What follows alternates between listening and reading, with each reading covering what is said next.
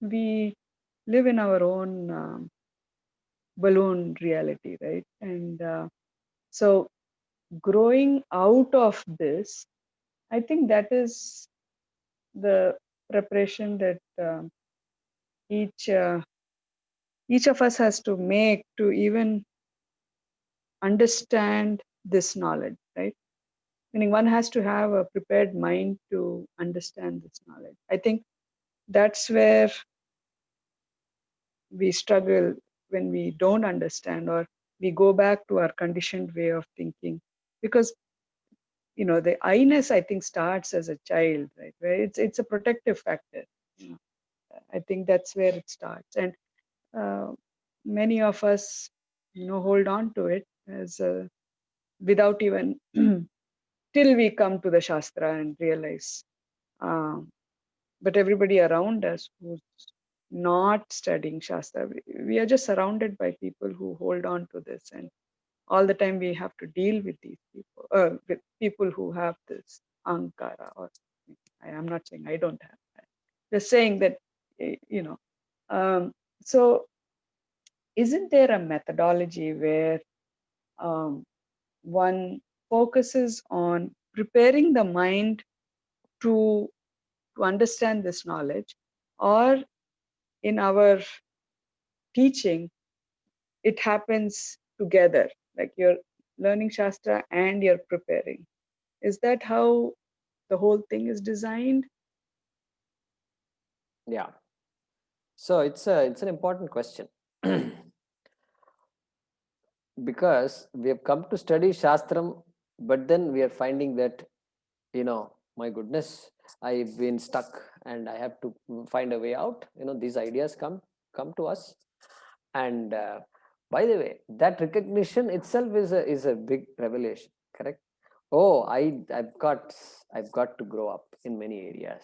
I've got to pay more attention to what I'm doing, and my attitude is not correct, and I have to change my attitude. These are all things we have learnt as we studied the Shastra. So yeah, absolutely. So therefore, those days, let's go back some thousands of years, 5,000 years ago. Very difficult to go back, but still we can imagine. And 10,000 years ago, whatever. So there, the system was, Swamiji used to say, every household was aware of the Shastram. Shastram is what governed everybody's life. And for them, this Upanishads and all, it's a daily chant going on.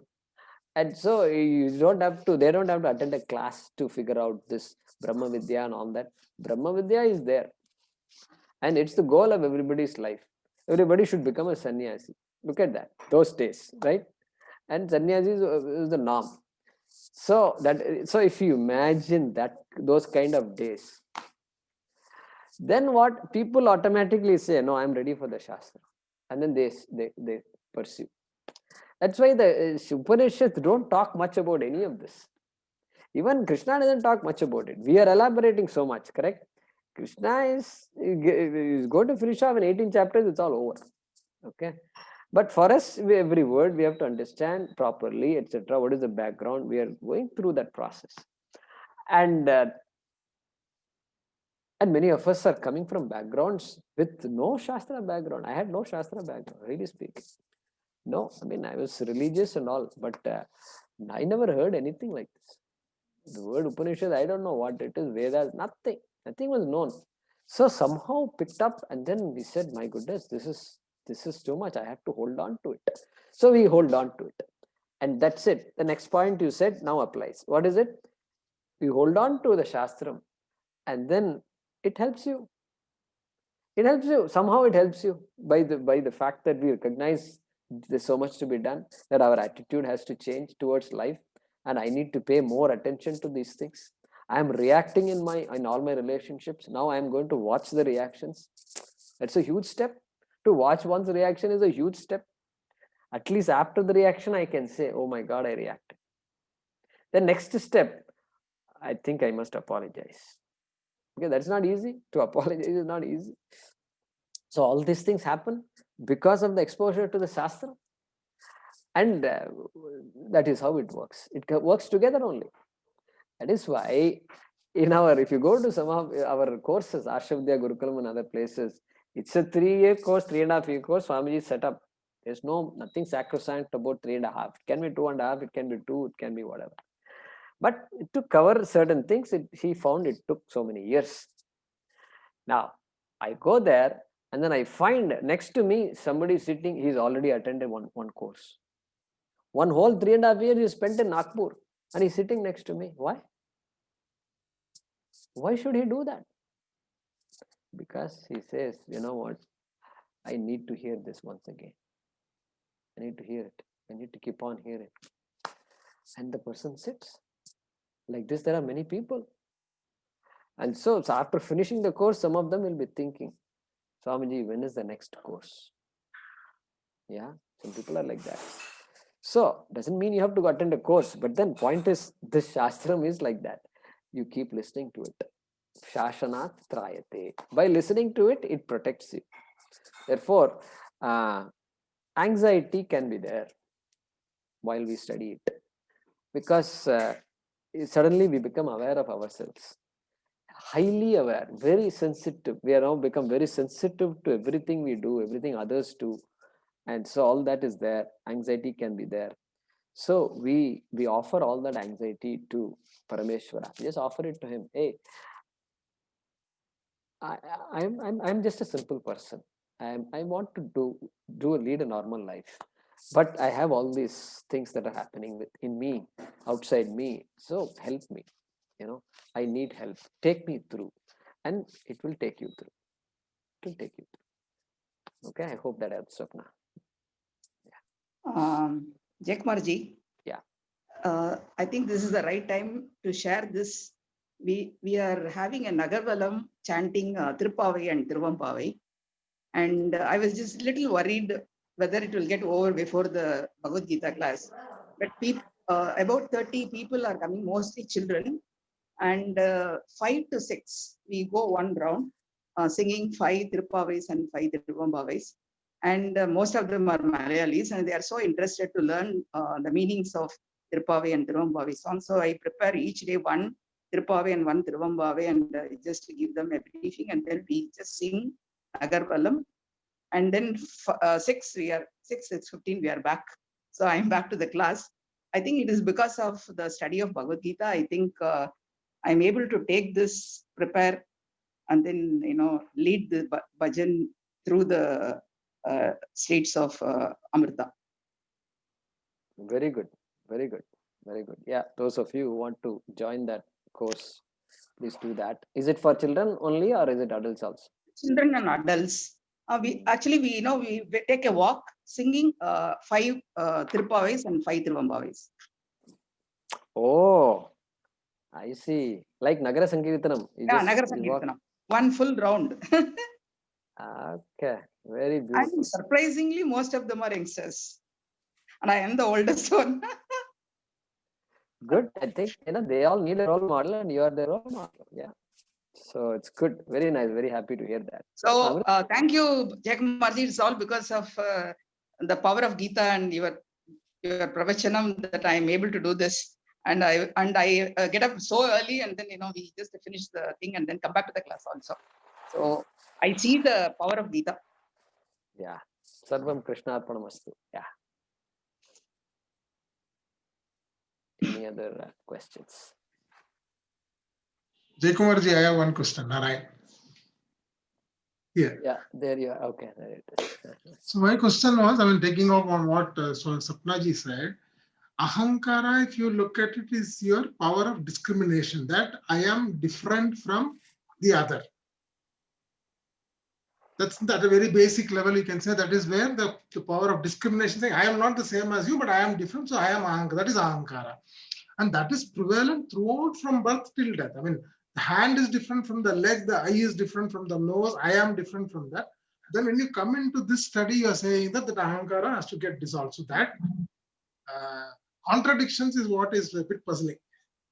Yeah. So I hope all of you followed the question. Yeah.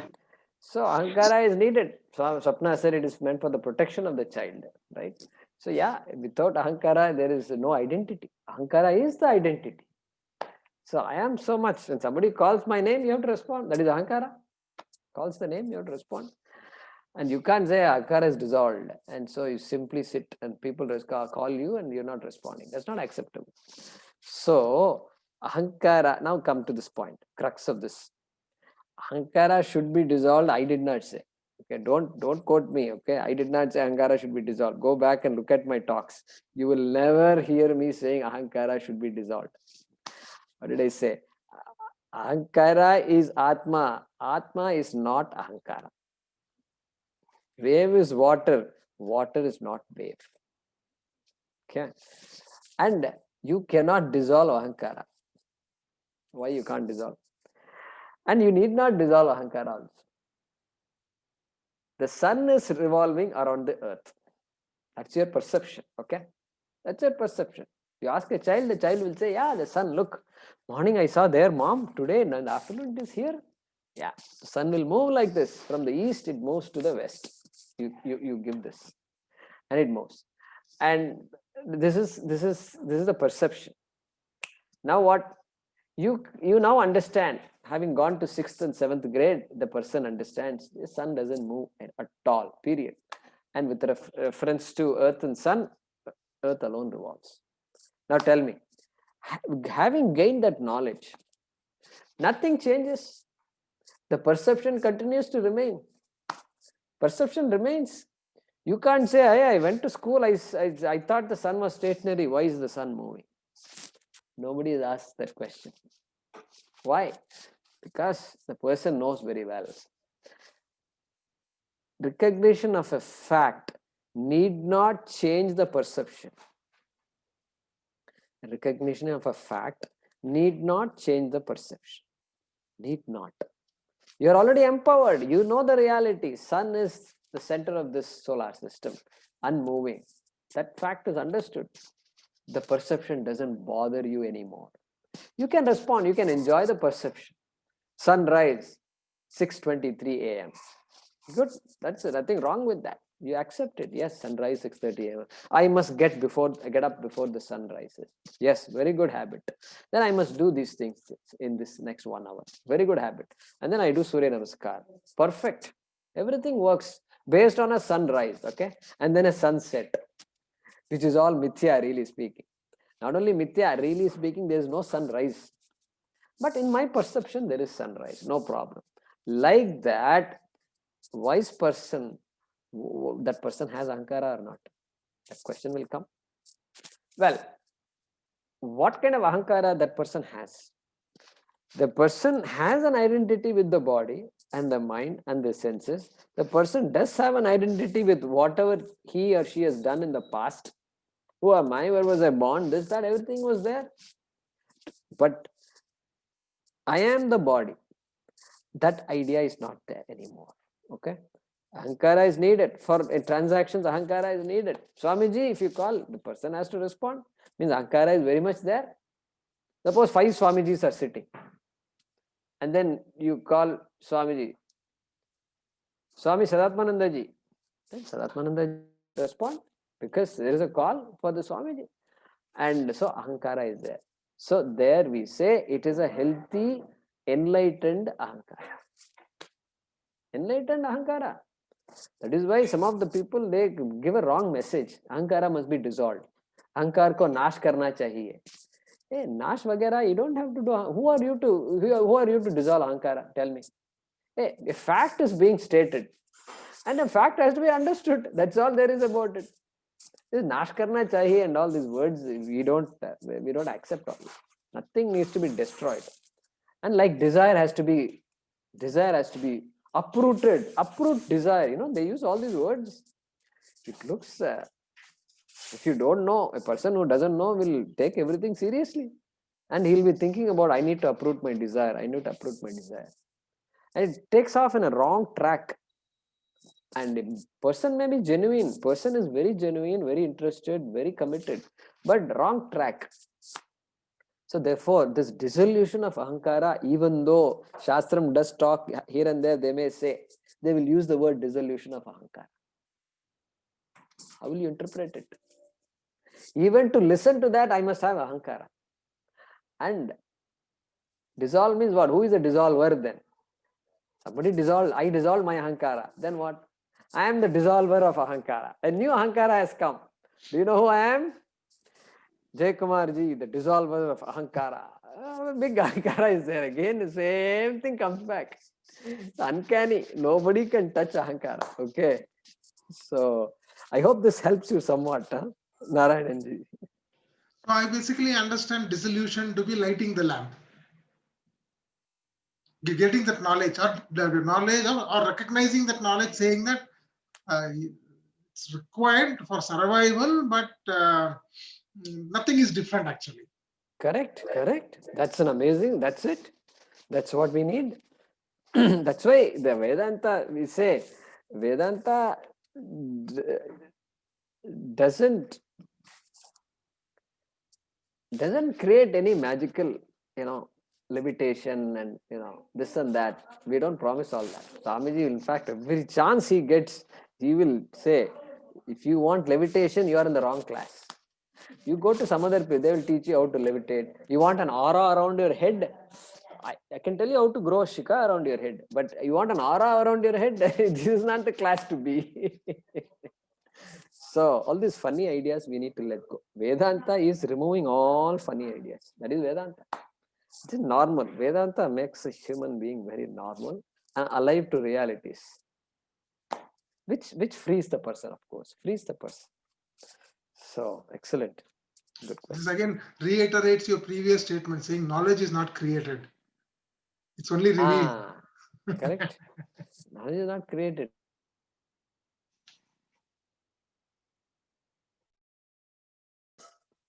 Okay, we'll pause with that. It's 8:25 here. Om. You can mute yourself. Om Swasti Praja. Om. Om Namo Bhagavate Vasudevaya Dhanvantaraye Amrita Kalasahastaya Sarvamaya Vinashanaya Trailokyanathaye Shri Mahavishnave Namaha. Om Namo Bhagavate Vasudevaya Dhanvantaraye Amrita Kalasahastaya Sarvamaya Vinashanaya Trailokyanathaye Shri Mahavishnave Namaha. Om Namo Bhagavate Vasudevaya Dhanvantaraye Amrita Kalasahastaya Sarvamaya Vinashanaya Trailokyanathaye Shri Mahavishnave Namaha.